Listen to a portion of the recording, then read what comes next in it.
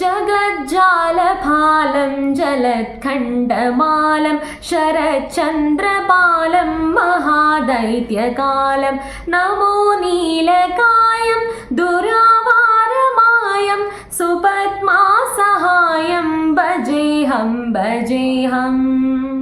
ഹരിസ്തോത്രത്തിന്റെ ആദ്യത്തെ 4 വരിയാണിത്. അപ്പൊ ഇതിന്റെ അർത്ഥം എന്ന് പറയുന്നത്, ഈ ലോകത്തിന്റെ മുഴുവൻ നാഥനായ ഭഗവാനെ, കഴുത്തില് തിളങ്ങുന്ന ഹാരങ്ങൾ അണിയുന്ന ഭഗവാനെ, നെറ്റിയിൽ തിളങ്ങുന്ന പ്രഭയുള്ള ഭഗവാനെ, എല്ലാ രാക്ഷസന്മാരുടെയും അന്ധകനായ ഭഗവാനെ, മായയുടെ നാഥനായ ഭഗവാനെ, നീലവർണ്ണത്തിലുള്ള ഭഗവാനെ, ലക്ഷ്മിയുടെ സമേതനായ അല്ലെങ്കിൽ ലക്ഷ്മിയുടെ നാഥനായ ഭഗവാനെ, ഞാൻ നിന്നെ എൻ്റെ എല്ലാ ഭക്തിയും കൊണ്ട് ഞാൻ പ്രാർത്ഥിക്കുന്നു, ഞാൻ ആരാധിക്കുന്നു, എൻ്റെ എല്ലാ ഭക്തിയും നിന്നിൽ അർപ്പിച്ച് ഞാൻ പ്രാർത്ഥിക്കുന്നു എന്നതാണ് ഈ ഒരു 4 വരി ഉദ്ദേശിക്കുന്നത്. അതായത് ആദ്യത്തെ 4 വരി, ഹരിസ്തോത്രത്തിൻ്റെ ആദ്യത്തെ 4 വരിയുടെ അർത്ഥം എന്ന് പറയുന്നത്.